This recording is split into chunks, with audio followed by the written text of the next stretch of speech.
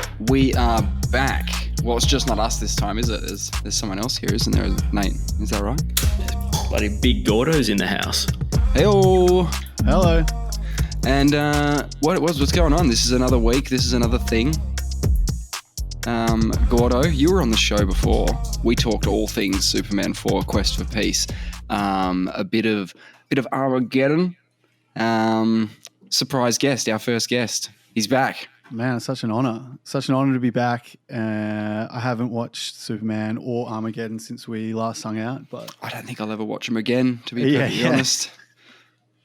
And Bruce Willis has taken a bit of a turn for the worst as well since then. And then a turn for the better, right? Did you see the recent stuff? No. Oh, what? No. His daughter. Well, he's not like jumping. He's not bungee jumping or anything. His daughter posted a nice video of them together having a bit of a handhold, a mutual handhold, and then I think he even may have said some words on a TikTok or something. I don't know. So we got we're saying vocals. words. We're holding hands. It's huge. It's huge. It's bigger than Armageddon. And it was mutual as well. You pointed that out. That's nice. Yeah, that was his daughter. Was that the same daughter who was on the Stars on Mars thing? If he only has one daughter, then yes. Then yes. Right. Okay. Wait, what's Stars on Mars? Some reality game show, like Survivor-esque. You're a crew on a Mars show. It's out near Cooper Pedy. Cooper Pedy. Oh, no way. Australia's own. Lance Ronda Armstrong. Rousey was there. Lance Armstrong was there. Fucking McLovin, even though he insisted on not being called McLovin, was there. Typecast. Even on Mars, he's Totally. typecast. Totally. He was the first one voted out. That's so brutal. They're like, you're gone. There was mate. a guy there. If you're not going to accept the McLovin moniker, you're gone. You're out. Wow. There was a guy who was like, yo, McLovin. And he was like, yeah, I'm not McLovin. That's just one character I've played and I don't want to be called McLovin. Yo, you're McLovin. And just kept giving it to him apparently. So you know what's funny about that is that's actually gutful. that's actually the way that McLovin would respond to that kind of shit, you know? Yeah. So, you're not doing yourself any favors by acting like the character. Yeah. That's all he's saying. And you know who the guy was that wouldn't let him be called anything but McLovin? It was Marshall. Do you know who Marshawn Lynch is? Yeah, the football player. Running back for the I think it's the Seahawks or whatever. The guy who eats lots of Skittles and just plows through people. Is that the qualifications of a running back? I didn't know that. But he's one of the all-time greats, Wow. Well, I think those running backs only have like very short aren't windows. the running backs? What am I thinking of? Who's the bloke who gets the handoff? Yeah, the running back. Is that the guy? Yeah. Dude, he'd be getting touchdowns, first downs, getting his head knocked in by people's chests. That job. Man, they get absolutely flummoxed. Yeah, they would. Because they don't throw the ball unless they're doing a lateral. But they don't touch they just, their job is to take the ball and go and run into a big guy. That's it, right? Or try As to jump over fast as he possibly can. Yeah, sprint into him. Get some momentum. I think generally speaking, most football players' job is to run into big guys, except for like maybe 2 or 3 guys on the field at any given moment. You know what I mean? Like there's like the lucky ones. That's how because it's like very militaristic. I just think of them like the quarterback is like a general, just like behind safety, the scenes. You know what I mean? Goes yeah, back, like, hangs at the they're back like of the in battle. a tent pushing the chess pieces around the board, and they only throws it to a occasionally- guy. That guy could die. Yeah, When he throws exactly. it to that bloke, that guy could die. He doesn't know. Yeah. The guy could have his head I want to ripped off. be the doctor, just the physio or something like that. Someone that's sort of not really involved. I don't. Just helps. How would you That's like a sleep at punter. night when you That's go, like a he's all punter. right, he can go back. Yeah. That's like the kickers, Man, the man. punter- They're helping. They're really important as well. You know what I mean? Like the punter? They're crucial. Yeah. Yeah. I like how there's a punter and then there's a, what do you call it, like a goal kicker. They're separate people. Yeah, like the punter can't kick accurately. He just kicks long. Yeah. The punter is like every Australian kid's like dream job. You just get to go out. just You get paid like boot the $4 ball. million and you get to unleash Nories like for a living. You know what I mean? Like, Yeah, because you learn a torpedo, you get into the AFL and they go, right, don't do that. yeah, Pretty you much stop just that don't do that. immediately. That's the shittest kick I've ever seen. Whereas this was like, get in there and do that thing. Do the Yeah. spiral. Yeah.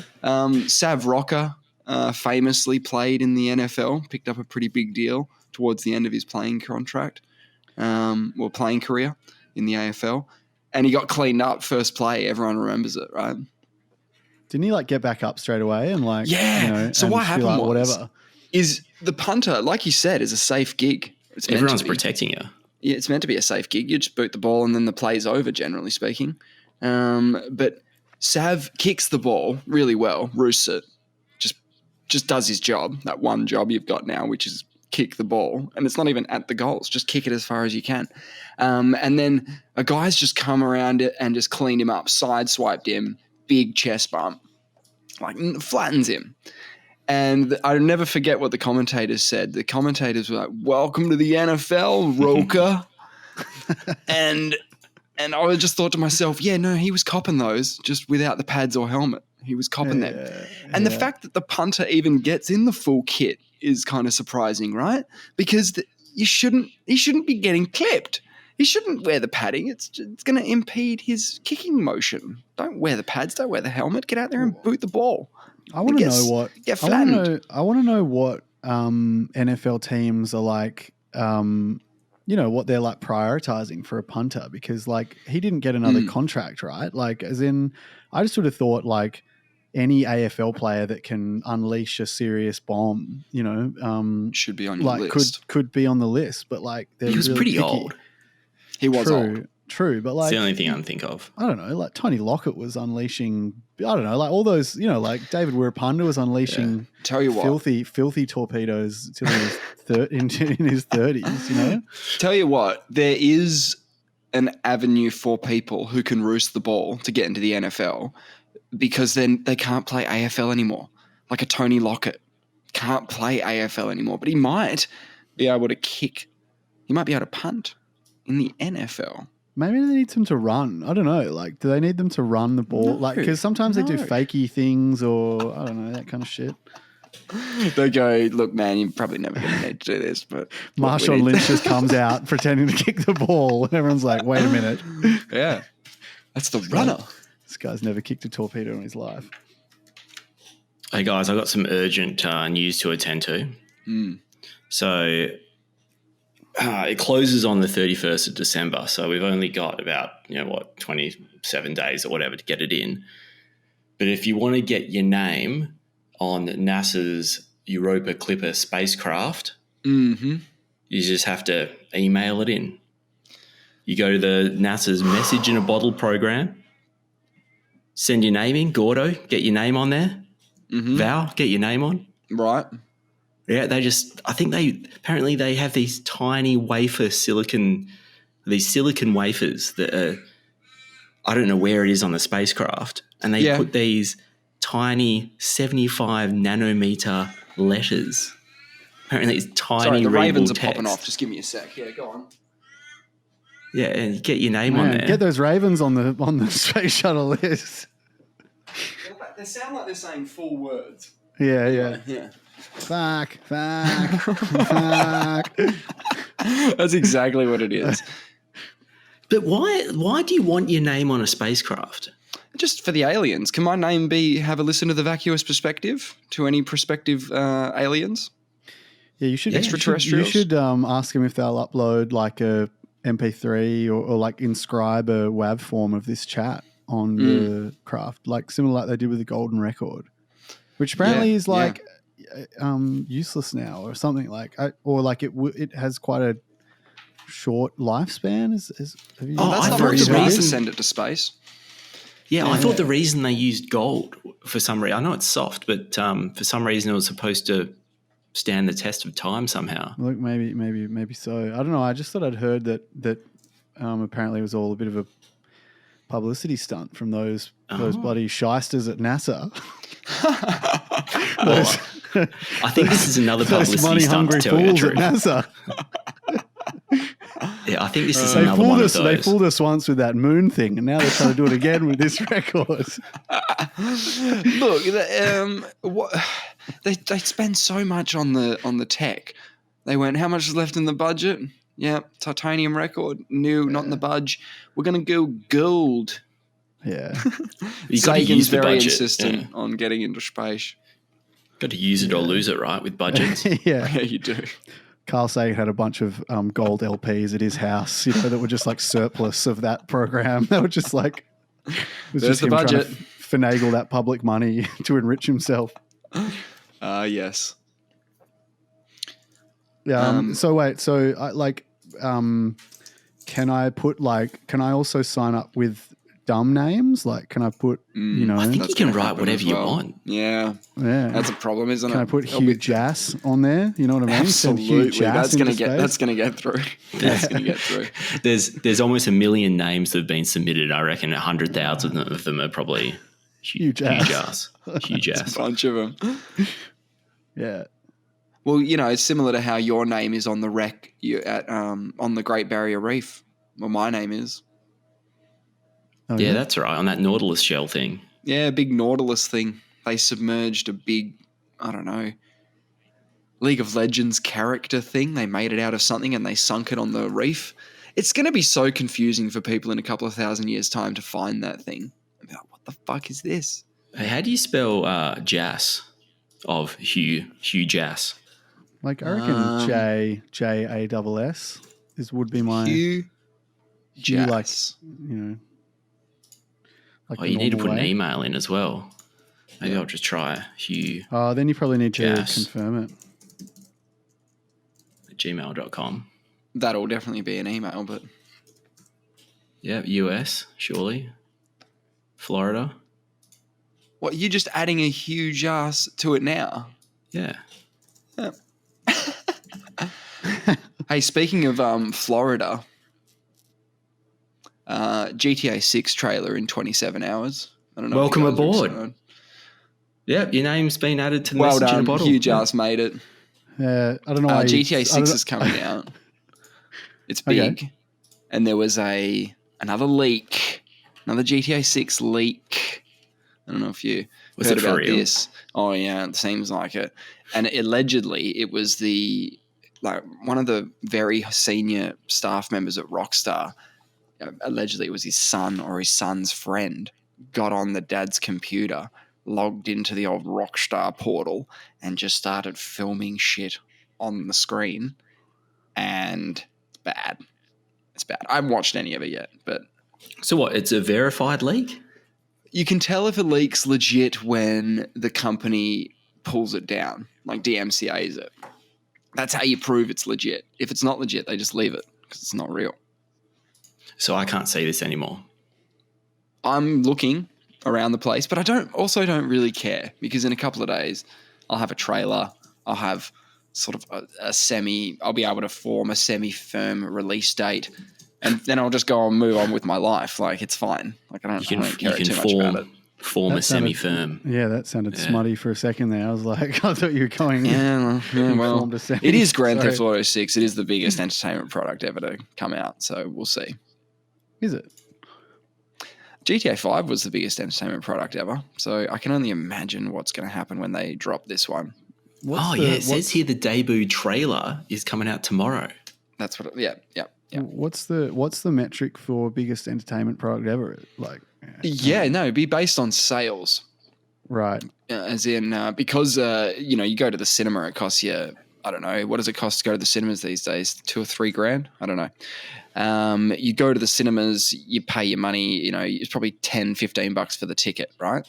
Yeah. But when you buy a more than video that, game, yeah. that could be $75, $100.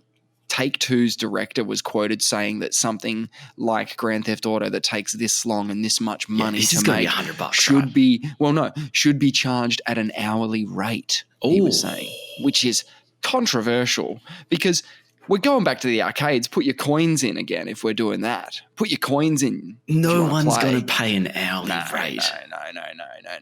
Now, he's right. They deserve a high price tag. People would pay $120, even $150 for this game, right? But no one's going to pay an hourly rate. It is true, though, that you could get hundreds of hours, if not more, out of the game, right? So if you're looking at hourly dollar rates, that's pretty good to get $1 an hour for any entertainment. So they've got you there. But similarly, there are games that cost $30, and I've played them for 600 hours. they didn't perk up and go, hey man, thanks for playing our game so much. Can you flick us a few more dollary dues because you're really enjoying that? It's no. I bought it. I play it. Hey, what do you think about Wikipedia pestering me about donating to them? When you what do I think about them pestering you? I mean, should I be concerned? I don't know. What do you think about it, Gordo? What do you think about it pestering Nate? Or what do you think I'm thinking about? Yeah, what do you think about them? How much are you getting pestering? What you mean when you log in and use the free product? There's a banner. Yeah. Well, the banner takes up most of the screen. I think is what Nate's problem. It takes up so much that you have to scroll down. No, I'm getting concerned. Right. That they're going to like close the doors and then I'm stuck with what's a world without Wikipedia? Struggle town, man. Oh, dude, I've just completely given up on. I don't even notice pestering anymore because, there's just. I feel like the internet we once knew is just. It doesn't exist anymore. I think we're in the dying. I think we're in the end days of the internet. Wow, that's my call. Because every site I go on is pestering. Like they want your cookies. They want my freaking cookies. No, exactly. They want my cookies, or there's some paywall, or there's some shit. I don't know. Like, how do those articles on the major news sites in Australia? How do they have the articles that I really want to see in the moment, and then I click on it and it goes, "Soz, bro, get a subscription or get the F out." And I'm like, okay, I'll leave then. But I can't find that information in any other article. It's just there. They've got like this. They got the scoop. We got it. And then you realize after closing that window that you didn't give a fuck about that in the first place, really. Like, it's okay. You just go back to living. No. Yeah, I mean... And it's always something scandalous that I really don't give a shit about that I'm somehow like, why am I clicking on this? It'll be something like royal family thing or something. I don't give a shit. I'm like, click. You need to pay money. Well, I don't give a shit. It's those saucy, scandalous headlines as well. It's fucking bullshit. It's all bull. But that's not Wikipedia. You're getting sucked in by just pure curiosity. It's like the dopamine of curiosity or whatever. It's like the slot machine of just endlessly scrolling. But it's done so well where you're on Wikipedia and everybody's done it, where you click on a link in the Wikipedia and then all of a sudden you're looking at some lake or something. You were looking at a person, maybe from history, then you were going down their line, researching all of their family, and then you click on a lake, and now you're on some weird... The fact that it's all linked together makes it super easy to just get lost in it. Yeah. But you know what's the real poison for my brain is YouTube for that same reason. Like, I waste so much freaking time on YouTube, and like none of it serves me. None of it's making me smarter. I mean, I guess maybe some of it's making What is me... the algorithm feeding you, Gordo? What are you getting? What's your homepage look like? Yeah, give us a huge asses and and space facts. No, it's nothing even that exciting. It's all like, let me open it up. Yeah. Let's have a quick look. It's NBA and NBA and cooking and cooking. Iron Chef. I've been getting that actually does serve me. That actually is the one thing that's come into my life via YouTube that I'm like. But you've been watching Iron Chef for years. Is there more Iron Chef? No, dude. But like you're watching the old stuff. Some I think the television company involved with the show has uploaded all of the episodes onto YouTube. Every episode ever onto YouTube, and they're like also in really good quality. Like the versions I had were torrented years ago, and they're just like pure garbage. Like, and now you can just stream it at your leisure. Now I've got it there, and not only stream it at my leisure, but like every time I open the app, it's like a new suggested episode, and like and like you're immediately looking at.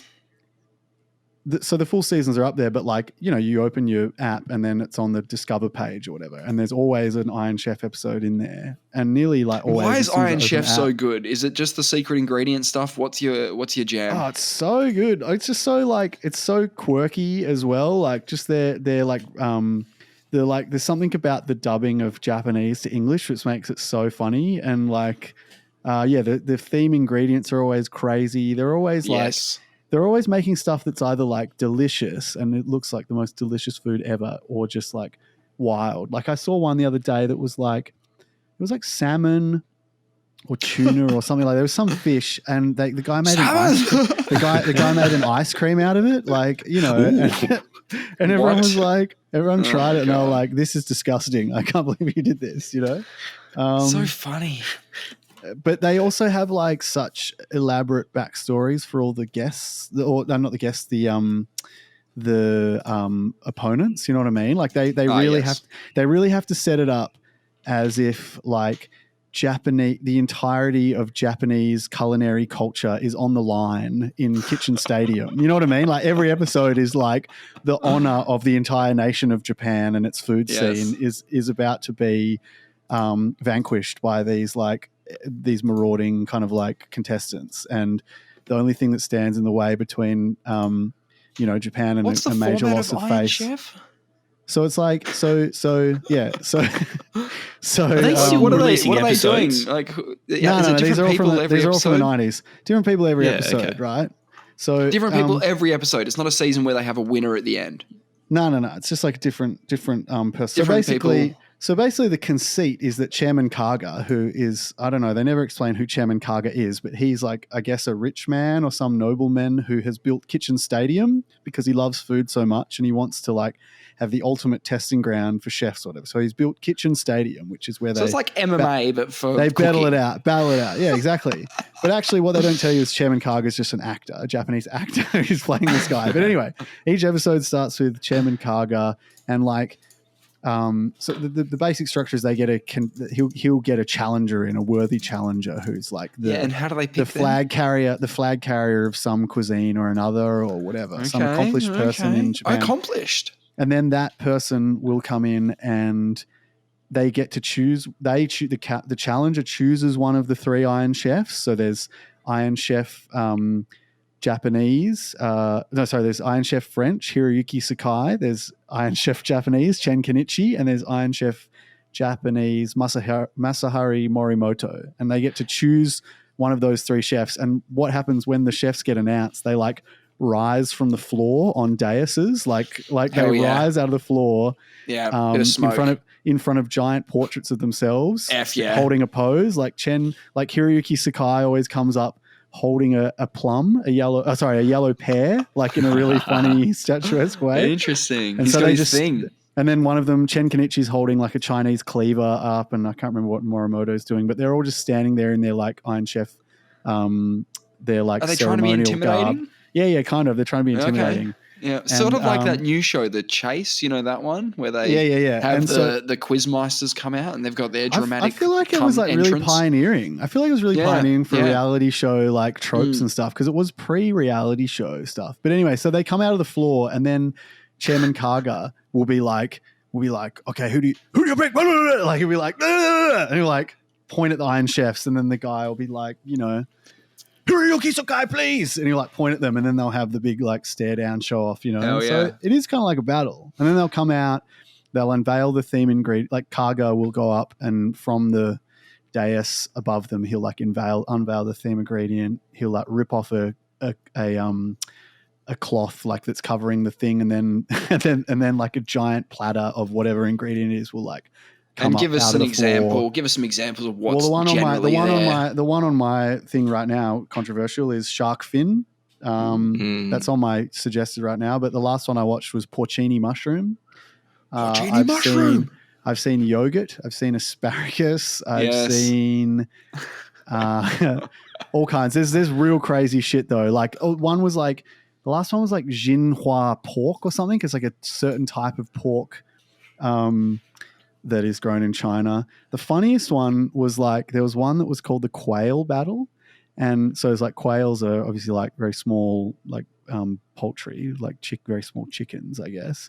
And whenever they unveil a theme ingredient, they'll often have like, it'll cut away from Kitchen Stadium to this like pre-recorded bit where an English voiceover will be like, yes, if memory serves me correct, porcini mushrooms, and then they'll have like a little spiel about like the ingredient, about like this really romanticized thing about it, right? But with quail, it starts off with the guy going, it's like the French have a saying about quail. They go, what do they say? They goes,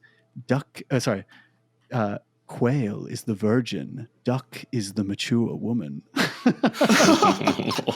That's gross. I've got some stats here. I've got some Iron Chef stats. Yeah. Apparently looks like there's 7 Iron Chef. Yeah, there's Iron Chef different French. ones. Yeah, I think Chen Kenichi is the longest running, and Sakai as well. They're both staples. But there's also an Iron Chef Italian who's this little upstarty little squirt of a man. Yes, Masahiro Kobe. Yeah, Kobe. Yeah. Kobe. Okay, he's had 16 wins and 7 losses, 1 draw. So his winning percentage is 68.8%. Yeah, I think Morimoto or Roxaba or Michiba has the highest, right? Does he have the highest? And so He's got who second highest. would challenge him? Who would challenge them? Who's got the highest? The highest is Yutaka Aishinabe. He's only had 8 bouts, but he's got 7 wins, 1 loss. So his winning percentage is probably a little bit. Roxaba Michiba is like a legend because he was like the first Japan one, I think. He's 33 wins, 5 losses, 1 draw. There's one guy here that's Chen Kenichi another probably has the most Japanese matches, Iron Chef. right? Oh no, yeah. No, it's Chen Kenichi. Yes, is that what you said? Has the most matches. Yeah, he's got 93. Man, they're constantly 93. coming out. They're constantly pulling out Chen. Chen's dope. Why would someone select him?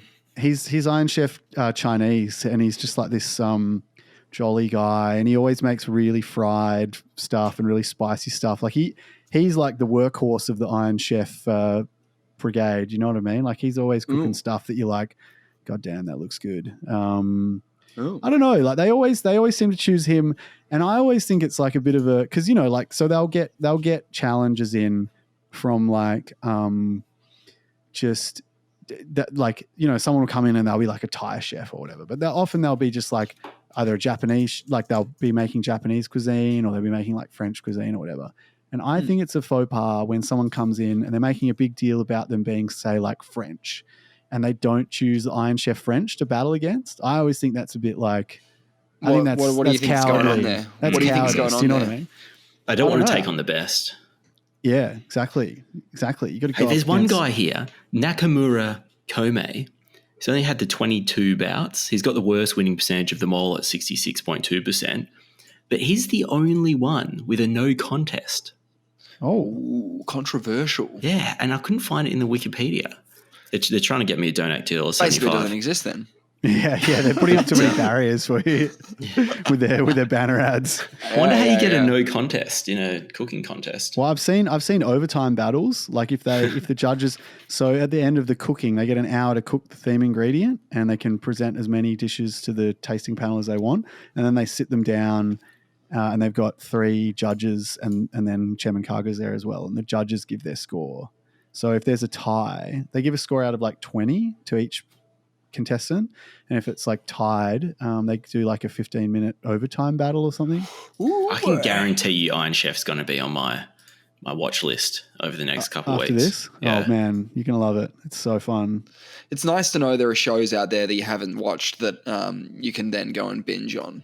I did that with Hell's Kitchen. I continue to do that with Hell's Kitchen. I know we spoke about it before, but off air about we've been watching a lot of Gordon Ramsay lately.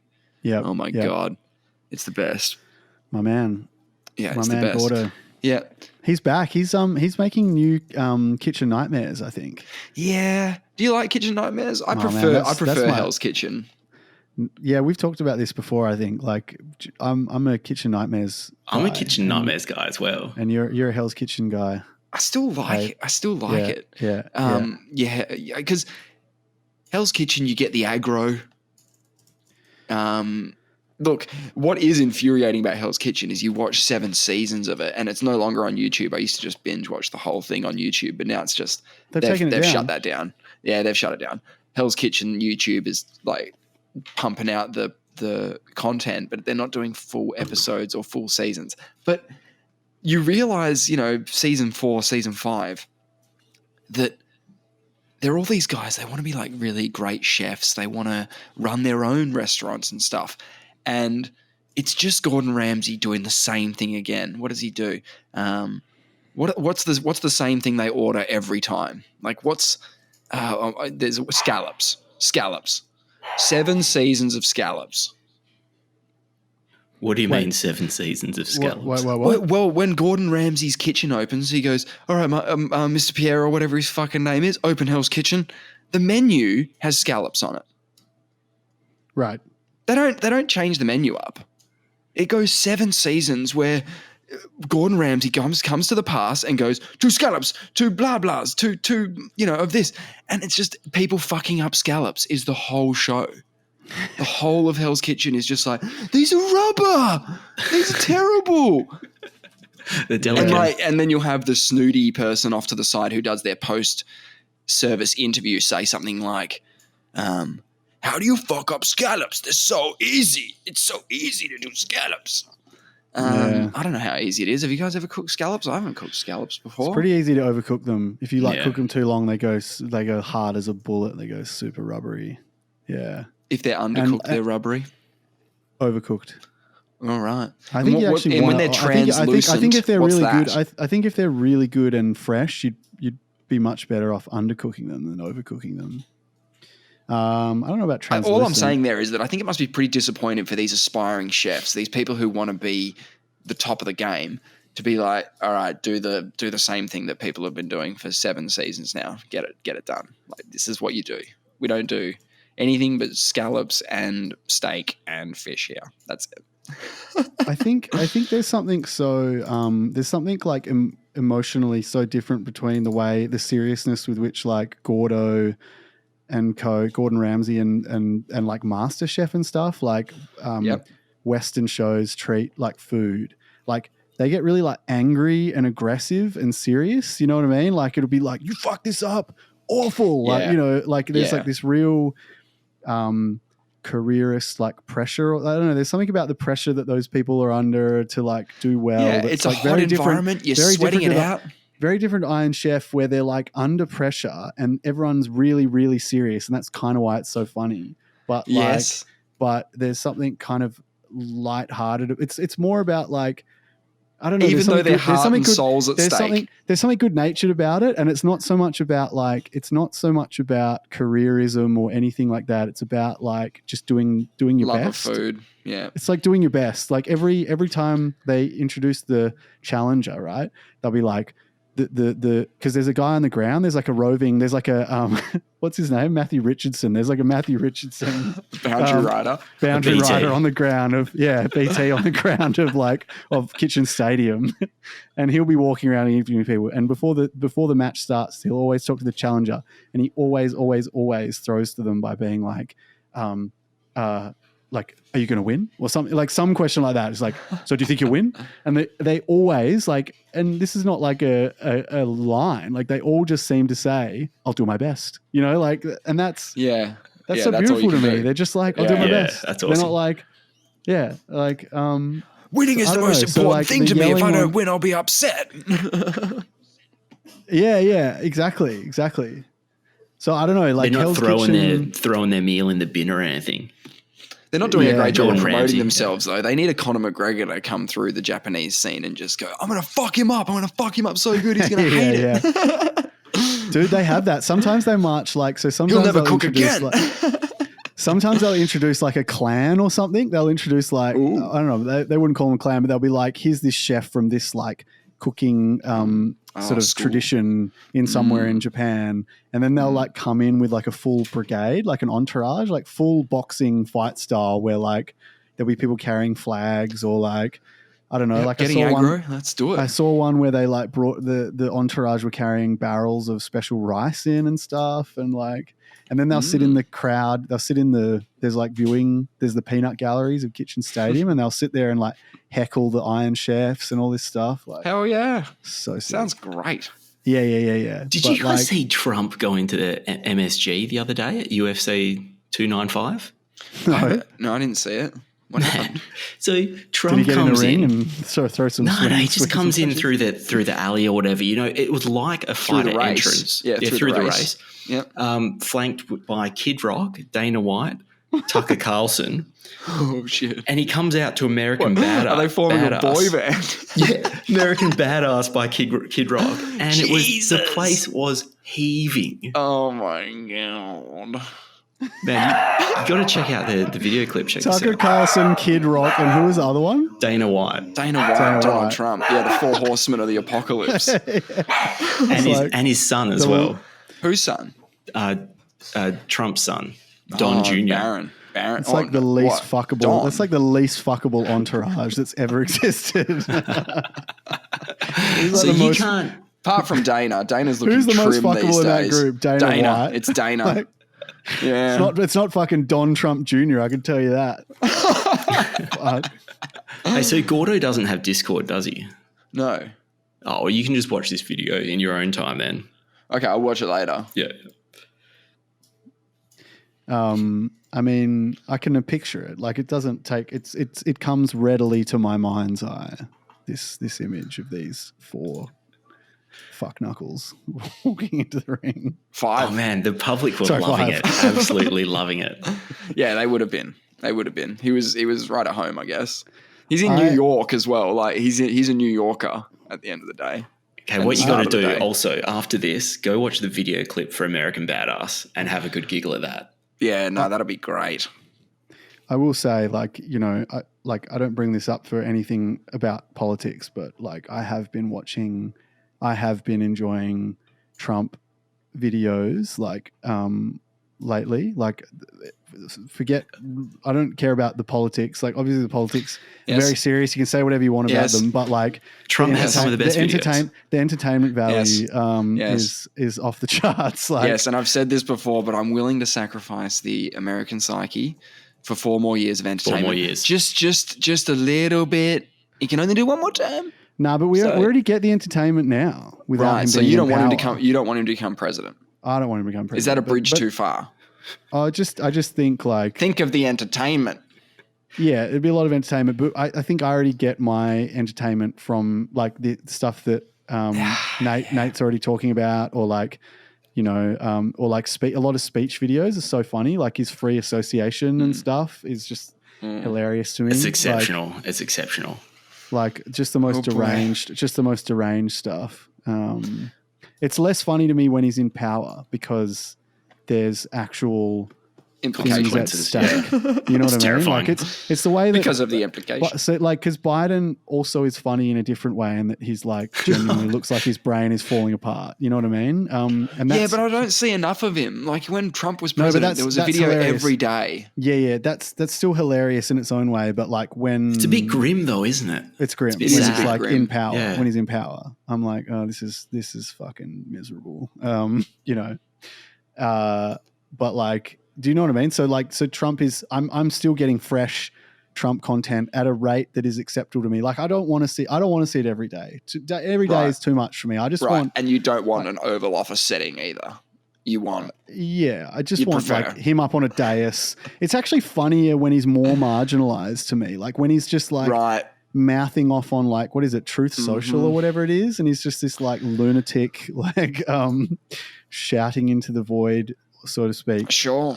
I mean, I know that's not actually the case, but you know what I mean. Like, there's something funny about him getting even more deranged. Oh man, he isn't is absolute classic. Some of the compilations Yeah.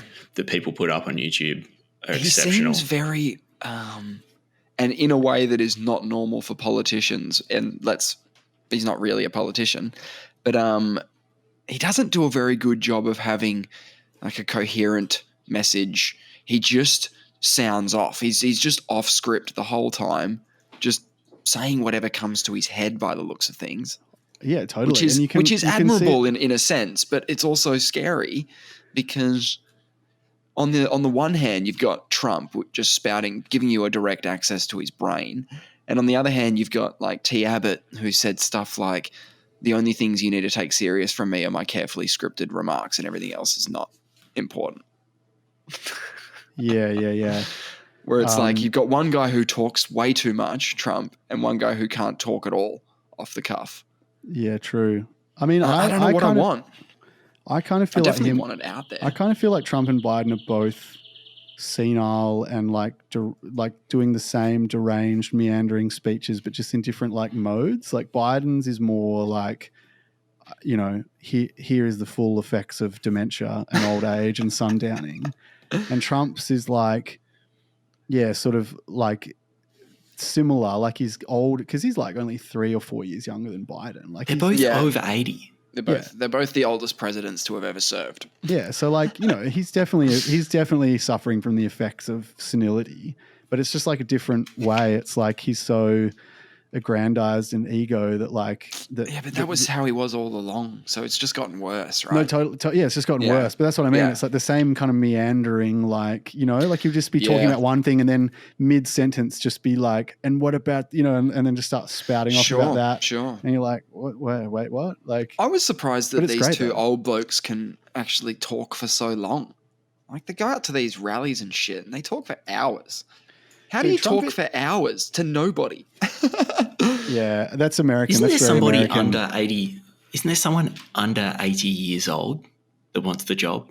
Surely there's got to be someone better out Surely there. the best man for the job shouldn't be the oldest blokes to ever do it. I mean, that just seems impossible for them to be the two best candidates. Oh, man, It just doesn't seem but, right. But anyone under 80 wouldn't have the necessary experience, fellas, you know.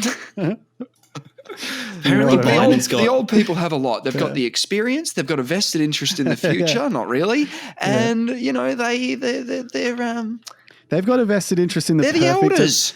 They've They're got a the vest- elders. Yeah. They've got a vested interest in the perfect amount of future, which is about the 4 or 5 years that next, they have yeah. left to live, which is the length of a presidential term. So Biden has statistically, Biden has an 8% chance Like of negative- death in the negative first year 3 of his years? next term. No, in the first year of his next Amazing. term, statistically. Well, we did the same maths the Amazing. last time statistically, and what was it last time? Like 20% or something, 15%. Over the whole 4 years, something Sure. like that. Yeah, so he's already run the gauntlet once.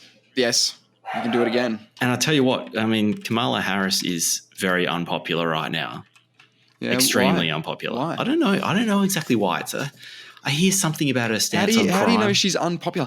But Well, her being 'cause they're not unpopular running would her make as her president. popular elsewhere. They're not Like, running her as president. Apparently, her popularity is as low as it gets. She is incredibly unpopular. That's what I've heard, anyway. And they're not running her. She's not. You know, there's no way they're rolling her out as the next president. They hide her. They hide her. Yeah. You're saying they then? Yeah. Who's they? Oh, yeah. You sound like someone I know. I know, but I think it's important. Who's? Do you think that the Democratic Party as a whole isn't keen on Yeah. giving her airtime? Yeah. But Oh, she's well. next in line. Yeah. I mean, I don't think you'll find her. She's involved at all going forward. Wow. So you don't think Joe Biden's VP running mate is Harris? Who do you think it is then? That's a good question. I don't know. I don't follow it closely enough. There's a bunch of popes here.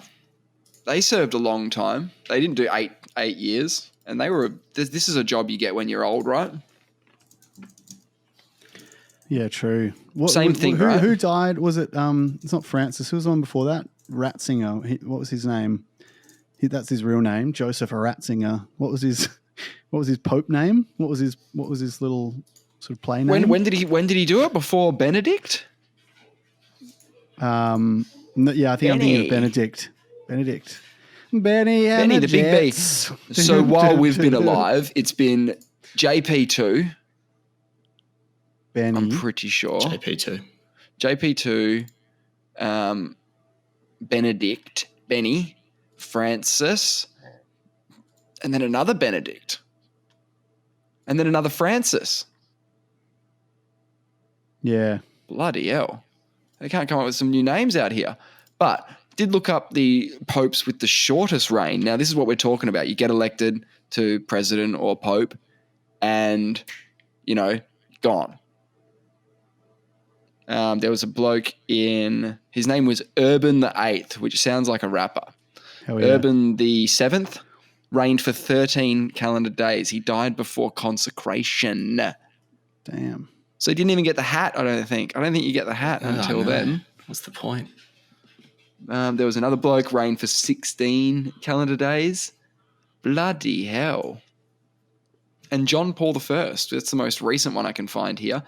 August 26th till September 28th, 1978, and it's reigned. That's interesting, like a king. Reigned for 33 days. Damn. Wow. What, did he die? That's. Yeah, he died of a heart attack. There you go. Sounds like that's Biden's second term. He's getting 3 days into it. Oh man, brutal. He looks like he's falling apart. I actually can't watch it. But no 90-year-old man should be doing. Not because I care about the guy. Job. It's just sort of like hard to watch for some reason. I find like when I watch him walking and he's doing that really old person shuffle and his eyes just look like they're stretched to the side and. You can't fault him for being an old man. You can fault him for lots of the things that he does in the world. I can fault him for. That's for damn sure. But sure, not for being an old man. But there's no reason. I mean, let's agree on some stuff. We would all agree that it's a hard job. Impossibly hard. Being president for 4 years or 8 years. Let me tell you this. I read an article recently. I think it was in the Washington Post or the Wall Street Journal, one of them, that was quoting White House insiders as they call Biden, the person they work for, the part-time president, because they schedule his days only between like the hours of 10 a.m. and like 4 p.m. in the afternoon on weekdays, and they try never to bother him on weekends or outside of those hours. Like they obviously he needs time to rest. He's an old fucking man. Yeah, well, they obviously do bother him when they need to, but most times they don't. And it means that he's working something like 24-hour weeks. So he's like a part-time worker as the president. That is the hardest job. Wild. It's a stupid job, isn't it? I mean, isn't that the criticism of Trump as well, that he was on the golf course a lot? I mean, he's probably had a similar schedule. He probably did 10 to 2 weekdays, but not Friday, because Friday's golf day. And if you even call me on the weekend and it's not an international disaster, I will find you. True. I mean, it's not a one-person job though. You need a big team. Another good concession to make is, but that's one of the best things. That's one of the best things that Trump got from his time as president, is that all his speeches now are like peppered with like this absolute disdain and ridicule for the flunkies that like work in like US government or like in the CIA and stuff. But all these just like dorky fucking Washington, establishment insiders that probably went to like Harvard and you know what I mean? Like they're all these certain type of person. They love the West Wing and shit. He's just got nothing but disdain for them. I love it. I actually think it's so funny and so necessary. Like whenever he quotes from them in speeches, he'll always like sort of puff out his cheeks and he'll like flail his head around like he's really confused and like and ineffectual and stuff. He'd be like, what? Like, that's the way. That's the way he portrays him. That's so not okay as well. But it's so funny. But he'd be like, he did one. I don't know what I said. He did one the other day where he's like talking about some army briefing or whatever, and he's like, they came to me and they said, "Sir," he's like shaking his head around, he's like, "Sir, we've got a new fighter jet. We think it's environmentally friendly." And he's like, "Environmentally friendly? What are you talking about? You're dropping bombs all over the place. You're shooting everybody." Oh my god! I love it so much. There must be so many people that have like had chats to Donald Trump across his presidency that are like, "Oh man, if he brings this guy's gonna roast me as soon as he gets out of here. He's gonna roast me for this." Oh shit! He's got a lot of energy, man. He drinks some disgusting amount of Diet Cokes every day, like 20 Diet Cokes. I don't know. Really? What was it? Diet Coke or was regular Coke? Nah, Diet Coke, because you're watching weight. He's watching his weight, bro. Have you seen that? Have you seen that rig? My God, trim as.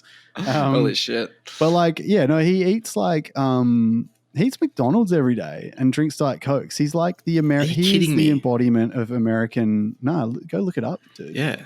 Promise you. Yeah, it's terrifying. Yeah, it's insane. No, but what I think's going on here is pretty standard. It's the body conditioning itself for trauma. Meaning, if you do that every day, I think your body just goes, "Oh really?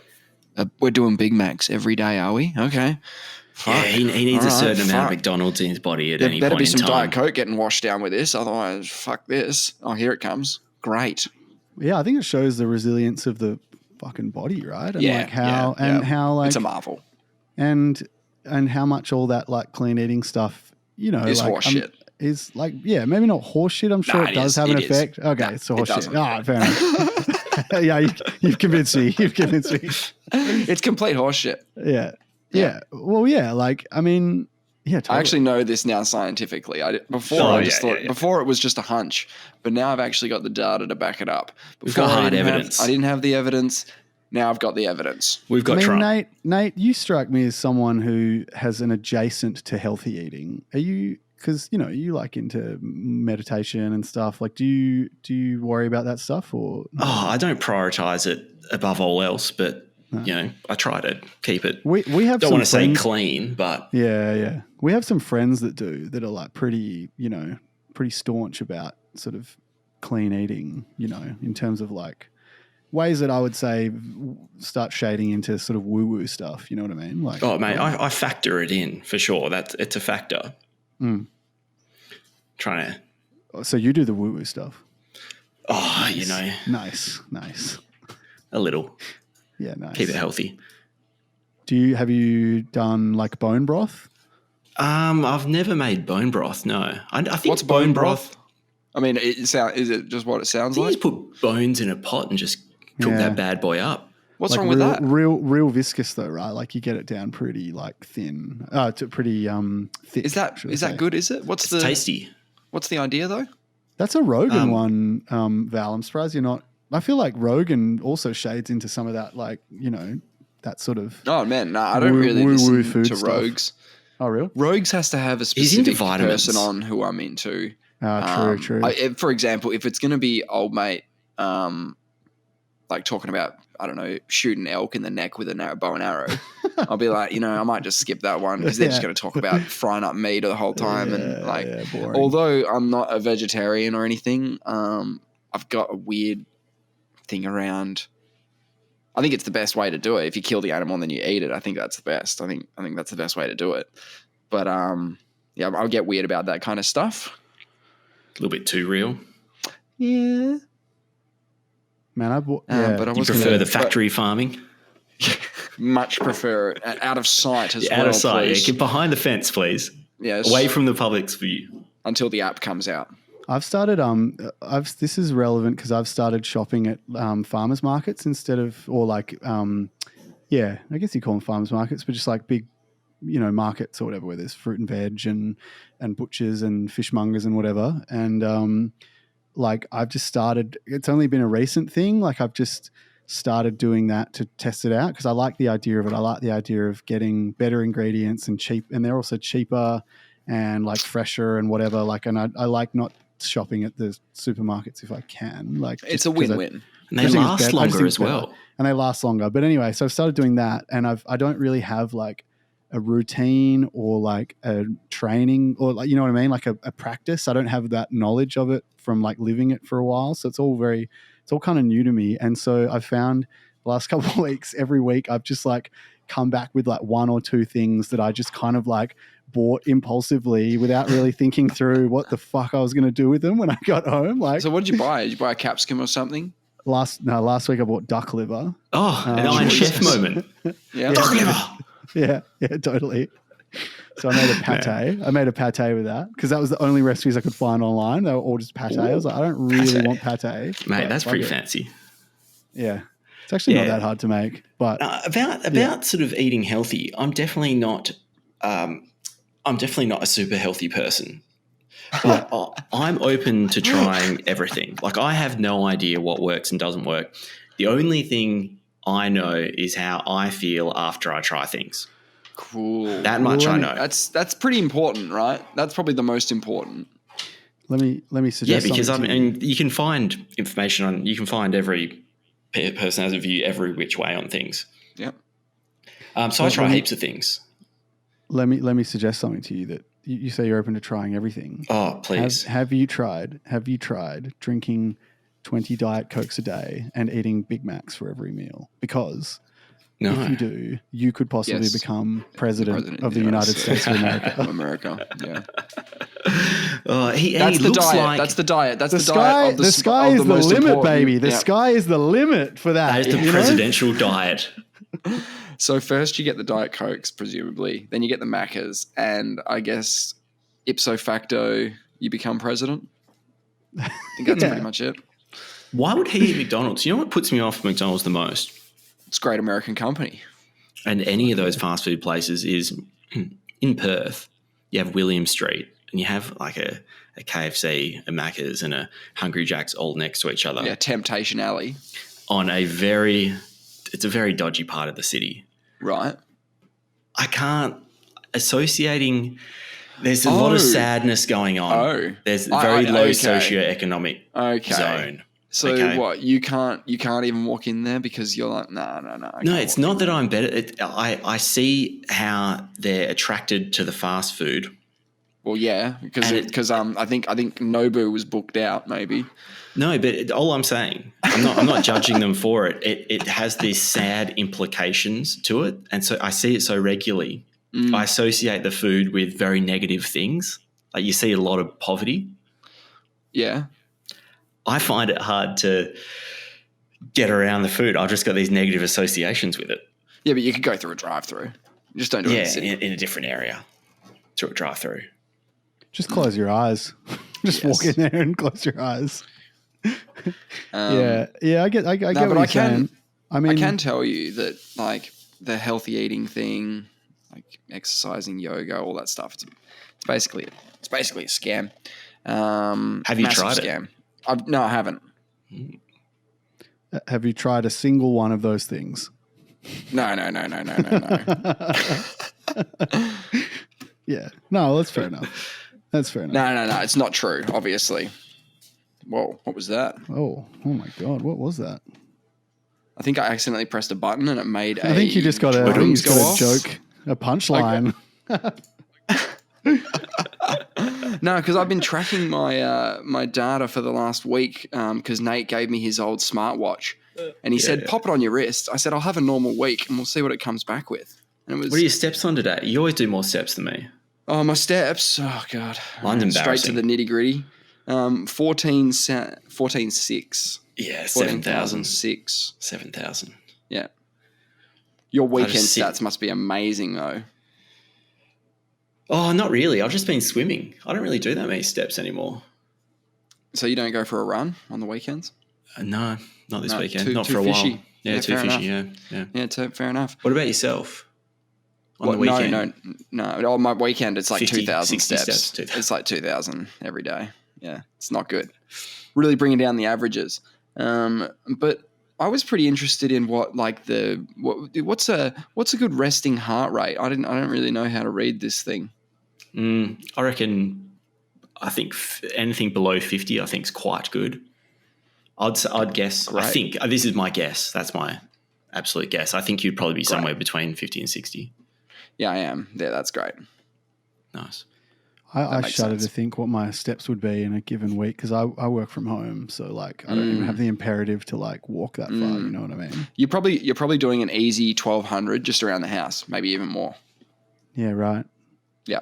So That feels impressive, but it does. It feels better than like what you were thinking of, right? You were thinking of which like is 10 or something. 12. Yeah. I'm racking up 40 steps a day just between my bed and the bathroom. That's what you're saying to me, at least. Yeah. Yeah. But one thing that did fuck me up with this app was the body battery stuff. I'm thinking about swiping it away. I'm thinking about just turfing that particular stat. Yeah. Yeah. What's that? I don't like waking up in the morning, checking the body bat to see how much it's charged overnight, my body battery, and seeing a number that's just shit and going, no, that can't be. I just slept for 7.5 hours. I've got to have a body battery over 60. So I don't know how it's calculating that shit. Yeah. So what kind of body battery are we dealing with in the morning? Well, one day it was like 60 and the next day it was like 88.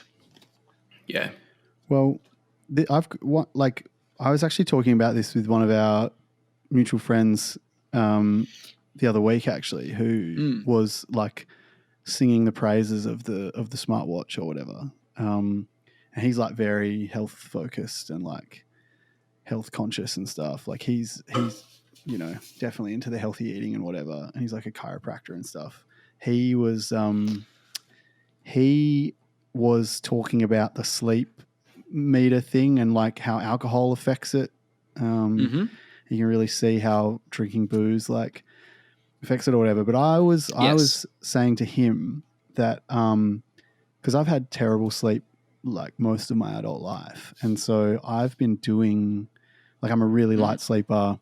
I always wake up tired. Like if any noise or light or sound or whatever is around, like it just keeps me from sleeping. Like I find it really hard to sleep in a bed with partners and all that kind of shit.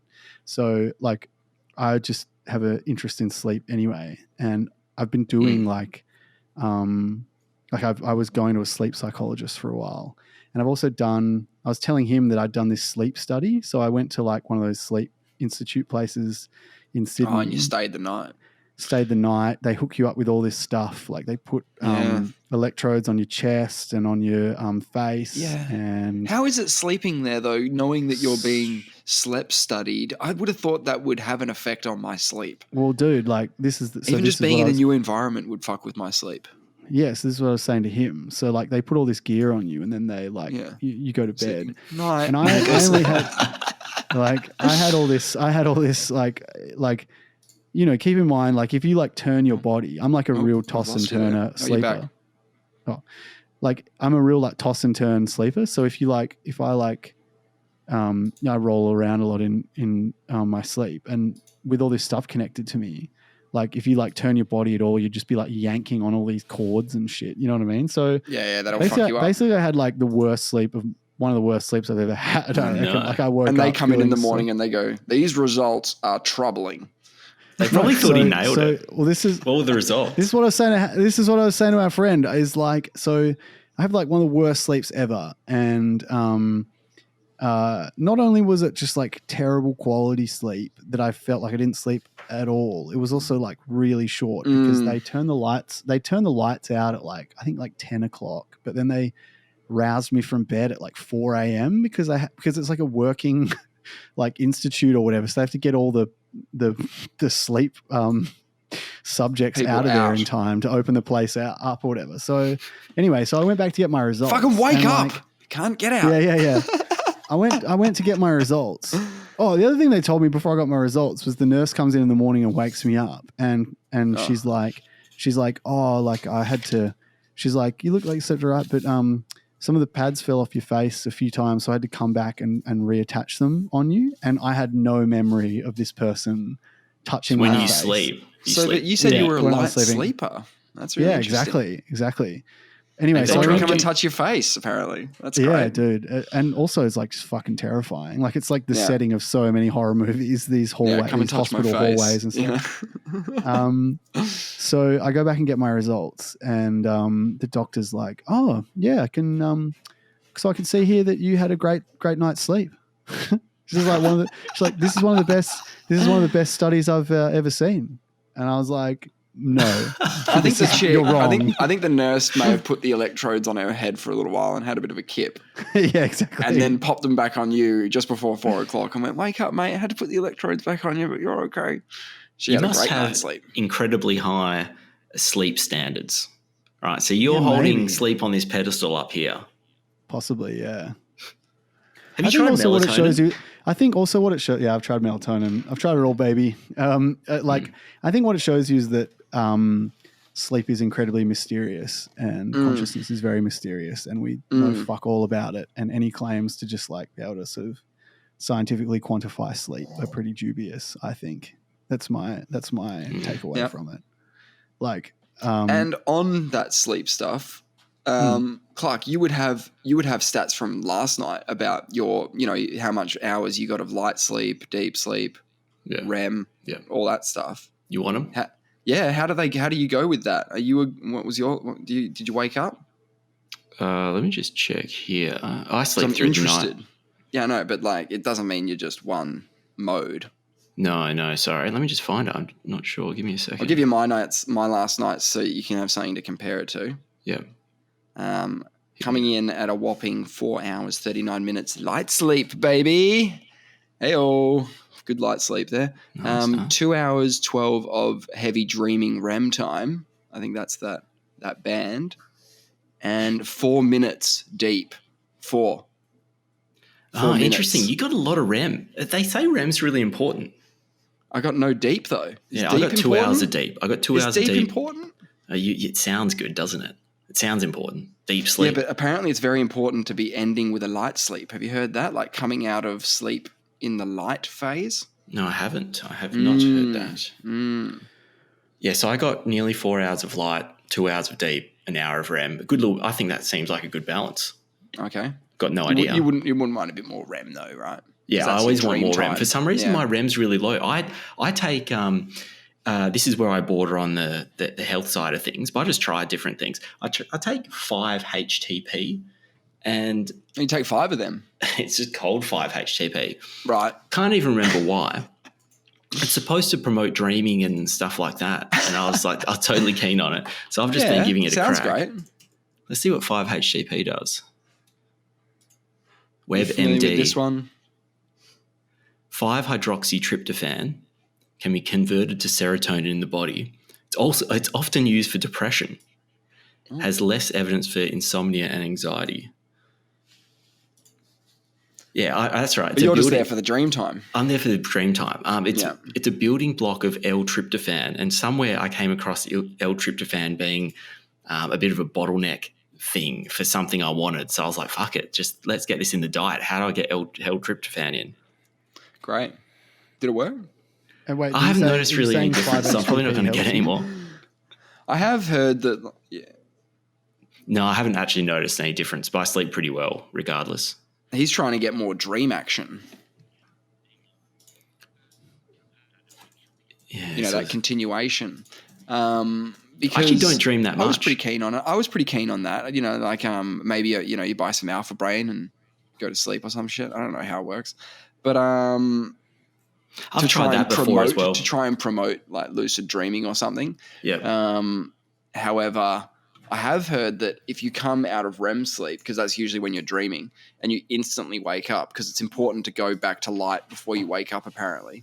So you can go some deep for a bit, then you can go some REM, then you can go some light, and then you wake up or whatever.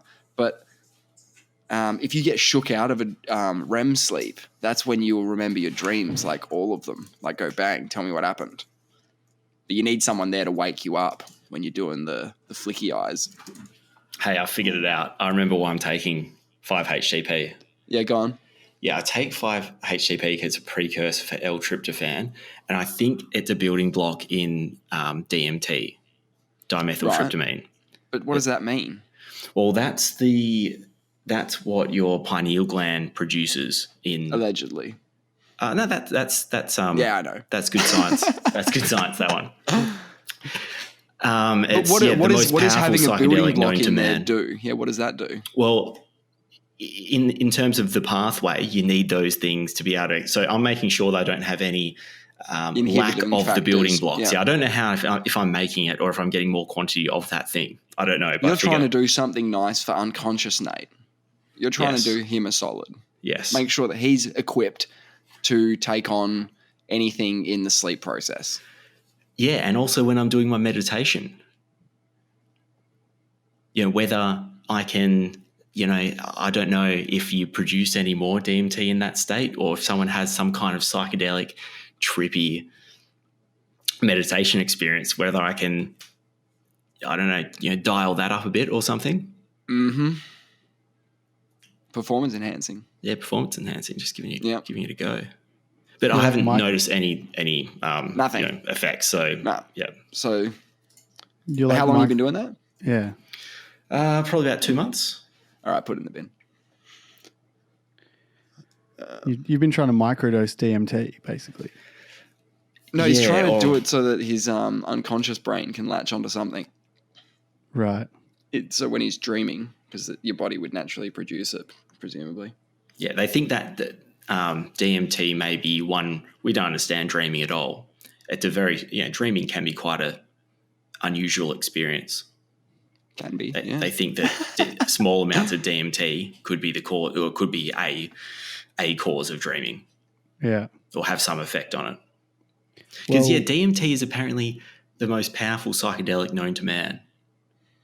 But you produce it naturally in your head. And it's the only naturally occurring drug in your body. It's when I say drug, I suppose. I don't even know. Maybe there's other ones, but psychedelic, psychoactive drug anyway. Mm.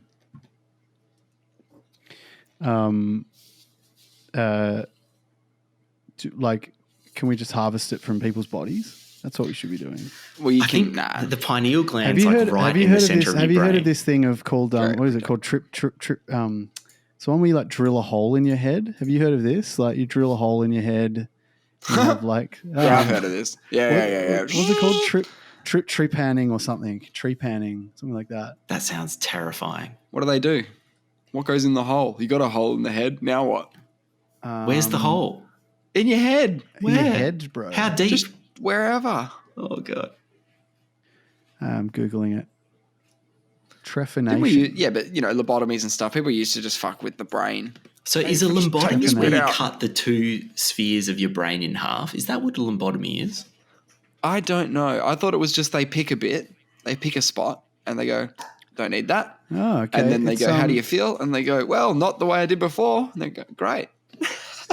It's one of the oldest forms of neurosurgery. It's our ancestors' idea of neurosurgery. Brain it's surgery. Like an old surgical technique. It's an old surgical technique. And what do they do? It goes back thousands of years. They drill a hole in your head. Yeah, but what does that do? Holy shit. To help, presumably. Yeah, they don't do it like just before they pop you on the spike, right? Yeah. No. It's going back to prehistoric times, one of the oldest surgical practices in history. Earliest Trepan skull was discovered at a Neolithic burial site in France and is more than 7,000 years old. Whoa. And they just drilled the head. This makes sense. May have had a practical effect to relieve pressure on the skull after an injury. Great. But it could have swelling. Also been, great. This is where it gets starts going off the rails a bit. But it could have also been used to give a trapped demon a hole to escape. Oh. That's I deep. believe in that one. Yeah. I like that one. Now what tools? tools? Yeah, old Reg had a demon in his head. Don't worry, just get the drill. Get the drill What out. tools Get would the they drill have out, been it's using fine. 7,000 years ago? Like a sharp stick or something. Yeah, they would be like running around in a circle with a stick in the guy's head. That's the drill mechanism. Yeah. Just get four blokes, four things that they can push. How's and the just run precision? really fast. Oh, probably not great. Probably just hacked away at it. I don't think they were measuring. Even to this day, They just kept stabbing. even up to the modern day, trepanning has its strong adherents. For instance, a Dutchman named Bart Hughes was so convinced by its usefulness that he performed the operation on himself using a local anesthetic, a scalpel, and an electric drill in 1965. Oh boy. Damn. He's like, look, I can't go to the doctors and tell them I want my head drilled because they'll put me in the place where they put the crazy people. So what I'll do is I'll do it myself. Then I'm definitely not crazy. See, an electric drill is what you want, but that's even more concerning. I mean, an electric drill is better than a sharp stick. Oh, man. What drill bit do you use for skull? Bloody hell. Here's a headline for you, a Vice headline, which is typical. Great. But I drilled a hole in my own skull to stay high forever. Oh, boy. That's commitment. It is commitment. He's not messing around, basically. Yeah. Oh, my God. Luff doesn't like the sound of that. Well, they do it to dogs as well. Hey, so Oxford University Press has released their word of the year. Ah, good. Amazing. Have you? I've never heard of it. I've been waiting for this. I reckon you guys would have heard of this because you're a little bit more internet savvy than I am. The word is Riz. Riz. Oh, yeah, Riz. I'm going to throw to Gordo for this one. Heard of that one, Gordo? It's like swag. It's like, or it's like you. Oh, the man's got It's Riz. like your game. it's like your pickup game, or like your how yes, hot yes, you are like and- good at flirting with Good at potential flirting partners. and- This is yeah, what I've exactly. That's the been number told. one. Yeah, it's short for charisma, and it's like style, charm, attractiveness, Yeah. kind of Riz. attracting people of. RIZZ. That's it. All right. Generation Z word. Cool. So last year's word Yeah. was goblin mode, Oh my God. a slang term for describing unapologetically self-indulgent, Get lazy, slovenly, or greedy behavior. I did see an amazing meme that was just a person's post. It was something like every time it was like on a dating Reddit thing where it was like my boyfriend or whatever is doing this. And it was like every time we have sex, my boyfriend says engage goblin mode beforehand. And then afterwards says disengaging goblin mode. And then when I ask him about it, he pretends to not know what I'm talking about. That's creepy as fuck. Yeah. So goblin mode got 93% of the vote last year. Oh They my left it God. entirely in the public's hands. No, you And it can't got do that. 93%. That's just They rickrolled 4chan. it. That's Yeah. just 4chan. Yeah. Yeah. 4chan's So this got a hold year of they that. had 8 words that were Yes. shortlisted. The public Right. voted on those and they got down to a final 4. And then the Oxford University Press came in and chose the word, which was Riz. Mm. Who are these gatekeepers of our words? This Oxford University Press. How dare they? Well, Like, they why do published get to the choose? Oxford English Dictionary. Yeah. Yes. And I think all the dictionaries have this. I think Collins Dictionary have a word of the year as well. But I think theirs was boring. I think theirs was artificial intelligence, Oh, lame. which is topical. That is Yeah. lame. No, I don't care. Here are 9 words that you may not have known have been removed from the I'll have- dictionary. I'll have drilled a hole in my skull well before the AI becomes a problem. You know what I mean? Like, No way. I won't even be on this fucking earthly plane. You know, Mate, you'll be on a away. perpetual high. You'll be Oh, you'll be baby. dripping DMT Oh, directly baby. onto your Yeah. brainstem. You You're guys will just be making it sucking. You easier guys will be for them to sucking chuck the chip DMT in. from my head hole, from my skull bore. No, you've just created a hole for them to chuck the chip in easier. That's all you've done there. Yeah, Just chuck yeah. the chip in. Aerodrome was removed from the dictionary in 2021. Removed. Get rid of it. Aerodrome. Yeah. This says here, as a side note, that the British term has since been replaced by airport. So they just chucked it out of the dictionary. Yeah, I guess no one's going to use the word aerodrome. You're right. I can see All that right, being. you want the next word? Yeah. Go to the next one. Alienism. Alienism. Alienism, the study and treatment of mental illness. The term has been phased out due to insensitivity and inaccuracy in reference to those who have mental health issues. Oh, it's nothing to do with aliens, is it? Nope. Yeah, get it out of there. Brabble's gone too. Brabble. Brabble's gone. Removed. What did they even mean? To argue stubbornly about trifles. Like trifles being an insignificant thing, or like a trifling thing, or like trifle the cake. I think they've removed it just to be more inclusive to other cakes. Pavlovas and the like. Okay. What else? Okay, here's an interesting one.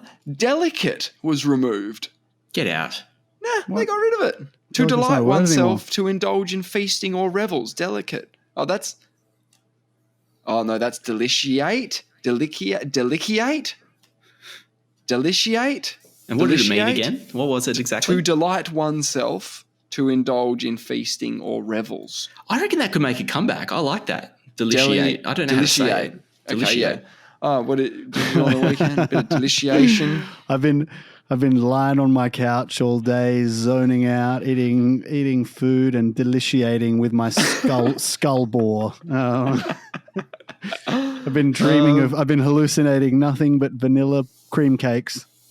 Deliciating. Here's another weird one. I have no idea what it means.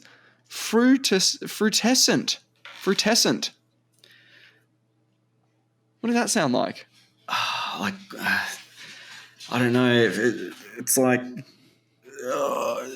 something to do with fruit, surely. Well, it says here it's having or approaching the appearance or habit of a shrub. What the fuck does that mean? Are you like a little hairy person? You need a dictionary for the dictionary these days. And there's supererogation. See, some of these words just make sense. Just get rid of them. You can't even say them. Supererogation. Supererogation? The performance of more works than duty requires. They got rid of that. And the last one I've got here on the list is younker, which just means a youngster. So we got rid of that as well. How did that get in there in the first place? Get it out. Yeah. Younker.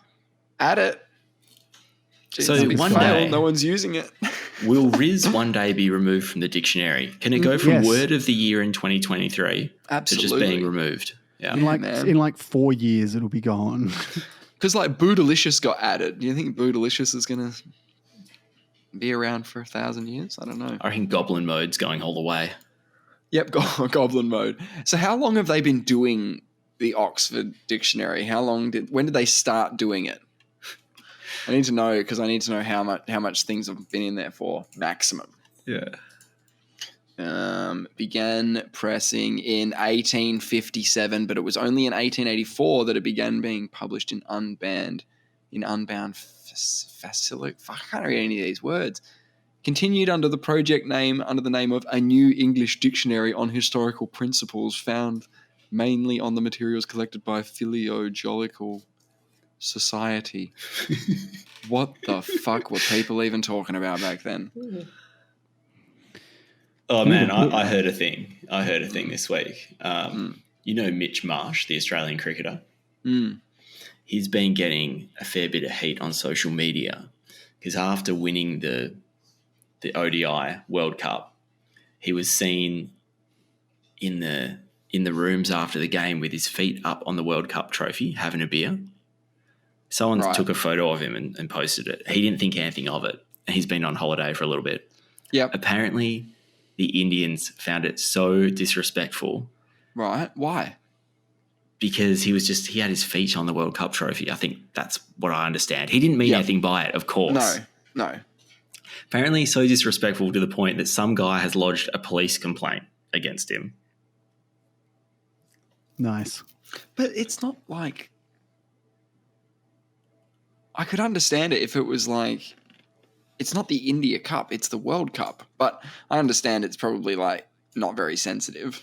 Fair enough. You're putting your feet on it. It's a bit of disrespect. It could be seen as disrespectful. It must be. I mean, I wouldn't have thought it. I've seen the picture and I was like, that's just like, I thought nothing of it at all. But apparently even Muhammad Shami, who was the highest wicket taker, he was an Indian, he said he was hurt by Marsh's gesture during the celebrations. I was like, if the cricketer's saying that, and then this other guy's lodging police complaints. I mean, how do you even... Well, let's just let justice take its course. I'm sure, like, if he's arrested, we'll have, Yeah, next time he tries to go to India, just gets picked up at the airport. Just, mate, you come with us. Well, it probably happened in India, right? They do love cricket there. I mean, like, they must just be like, this is just so disrespectful to this thing that I deeply love. I don't know. Blasphemous. Yes. It could be that, or it could be like putting your feet on anything is regarded as not a very nice thing. It could be just the feet thing in general. Yeah, I think it's the respect for the trophy. Fuck the trophy. I mean, personally. I mean, don't have sex with it. But why can't you have sex with it? Well, have sex with the trophy if you want. There was that Argentinian bloke, a friend of mine showed me the picture I won this trophy fair and square. If I want to, but is it a perpetual trophy? With the trophy? Yeah, but is it a perpetual trophy or is it your trophy? Oh yeah, if he goes on. It's not like fucking it. Is like somehow. I don't know. That's the logical next stays step. with it as some stain for the rest of its life. You know what I mean? I think if there were pictures taken of the affair, it might be differently seen. What, like having your feet up on it? Those kinds of pictures? The World Cup trophy comes with a fleshlight attached to it. Yeah. Some people would say that, having his naked feet up on the trophy is sexual anyways. People that like feet were probably like, some people are like, this is the ultimate. Yeah. The ultimate compliment you could give it. Maybe Marshy is. Yeah. I love cricket and I love feet. So yeah. It's my two favorite things. I personally don't like either of them. I like cricket much more than I like feet, but I wouldn't say that, Yeah, we're not Quentin Tarantino, are we? No. Well, I don't know. Is he a foot guy? Is he? He's definitely a foot guy. Is he? Why do you say that? Because he said it. It's just well known. Yeah. Oh, I thought maybe there's something that happened in a movie where there was some. Yeah, there is feed. plenty. Isn't Just there a watch a scene where Tarantino Salma movie. Hayek like isn't Dusk Till Dawn? There's that scene where Salma Hayek like he Tequila drinks off her feet. leg, and then yeah. like off her toes and sucks on her toes. Yeah. So who's this? I'm the director, by the way. Yeah. And then Salma's going to come in and do the thing with my mouth. In this scene, you know, like Yeah. Hey, This scene's very cool. Is From Dusk Till Dawn a Tarantino movie? Is it? I had no idea. I didn't. I mean, it makes so much sense when you say it now. So he's done 9 movies. He's in the movie though. Okay. So and he directed that as well. Yeah. Okay. So and he's in it. My understanding is he's going to do 10 movies. What? My understanding was he was going to do 10 movies, and he was at. I think he's at 9. Well, I thought he's done 10 already. Or maybe Can you name 10 Tarantino movies off the top of your head, Dawes? Kill Bill 1 and 2. There's 2. Yeah, right 2. there. Pulp Fiction. Glorious Bastards. Glorious Inglourious Bastards. Pulp Fiction. That one about the Hateful Eight. Wasn't that him? Hateful Eight. Yeah. Reservoir Dogs. True Romance. Is True Romance a Tarantino movie? But I got 6. I've counted 6. I got 6 as well. I think I can see he's directed 23. Django Unchained. Django Unchained. Yeah, that's a good one. Sin City. Oh, Jackie Brown. Didn't he do Jackie Brown? Jackie Brown, yeah, he did last. And then Time in Hollywood, the Hollywood Yeah, one. Once Upon a Time in Hollywood. Good one. So he's done more than 10 already. He's done more than 10. Yeah. Nate, I don't know where you pulled that from. The prophecy of the Tarantino prophecy. I tell you what he's going to do next. He's going to do a fucking version of the Australian cricket team's World Cup campaign. Yes, culminating indeed. I heard Nolan might be doing a Bond film though, which I'm not upset about. Tarantino would make a great Bond film too. So we pretty much got them all except for Death Proof, which apparently he directed. Okay. So there is only. I'm watching something now. No, so you're right. There is only 5, 6, 7, 8, 9, 10. He's already made his 10th, and this will be his 11th. Yeah, I'm just reading something now saying that it depends how you count them. Obviously, Kill Bill could be counted as one movie. Yeah, but I'm reading something that says Quentin Tarantino has announced his 10th. It says or 11th, depending on how you count the Kill Bill films. Yes. So why is there this thing about 10 films, but you've counted because Kill Bill Volume 1 and Volume 2 could be viewed as one thing. But when you go to IMDb and you go to director, things. There's like 23 things on there. But he might not have directed them. So there is 10 movies. Yes, as director. Yes. As director, okay. Yes, that's true. I thought I'd heard that. Yeah, no, you can't just see someone's IMDb because it's going to have everything they did, if they're a producer on it, if they got a writer's credit on something. Yeah, I just thought you said more than 10 when you went through them before. I did. I thought there would have been, but no, there isn't. Because a couple that we said weren't on there, like True Romance. Who did True Romance? Yeah, it says here, he's regularly said he's declared his intention to retire following the release of his 10th movie. Hang on a sec. It says True Romance was directed. Oh, and written by Tarantino. He wrote it. Sorry. Yeah, he's a writer for a lot of things. Yeah, that's it. That's it. Well, great. That is pretty much all we've got time for this week, though. Nice. Gordo. Thank you, nice mate. having Thank you, Gordo, for coming in. Thanks so much for having me. Let's do it again soon. Yeah, let's do it again soon. Have we checked the emails in the past sort of year or so? Should we have a look? Have a look. Go on. There's got to be some junk, right? There's got to be some spam. Yeah, let's see if we've got another scam email to read out. You should sign up to stuff. Yeah, just anything. Yeah. Well, people do sign you up to stuff. Access blocked. Review now. That's definitely a scam. Termination cancellation notice. That's definitely a scam as well. Doesn't look good. I think that's it for the week. We'll be back next time. Thanks for tuning in. Thanks again, Gordo. Appreciate. See y'all.